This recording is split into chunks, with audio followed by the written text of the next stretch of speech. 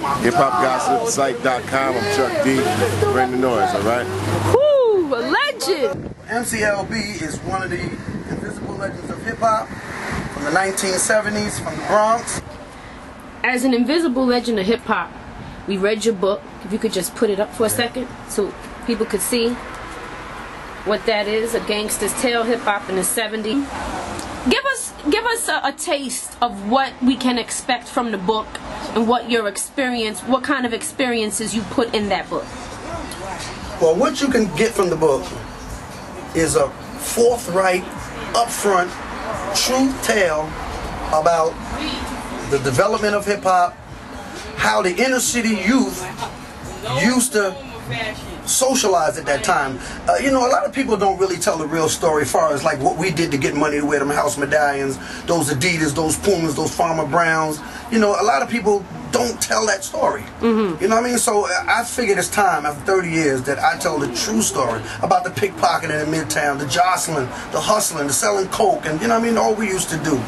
Bring it out here to Long Island, you know what I mean, to get money, you know what I mean, to be able to go to them shows and that stuff and support it. You know, so, you know, basically that's what the, you know, is telling basically the factual aspect of how hip-hop developed, how I brought it out to Long Island, and, you know, what we did to get money. You know, instead of some fictitious story about it, everybody had a job and everything was socially correct for everybody. It wasn't like that. You know, in my hood in the Bronx, it wasn't like that, you know? Now your hood was kind of very special because you mentioned in the book that you grew up not only with Chuck D, but with Eddie Murphy, Charlie Murphy, you know, and in the teens you worked with Flavor Flav.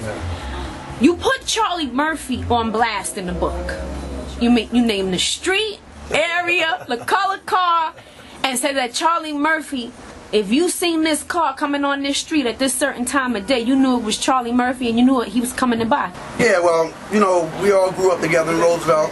Charlie, Eddie, Griff, and all of us, as I said. And Charlie used to hang out with my brother.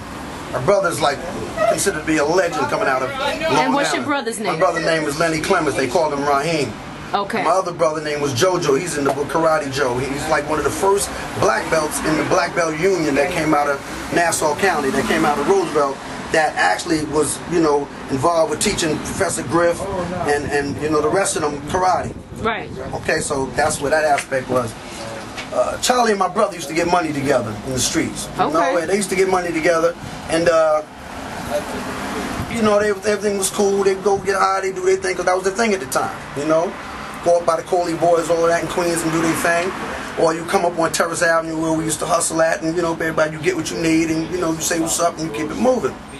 The reason why I told this story is because of the fact what he did to somebody that was considered to be his man, his best friend, which I feel is you know, really not right to do.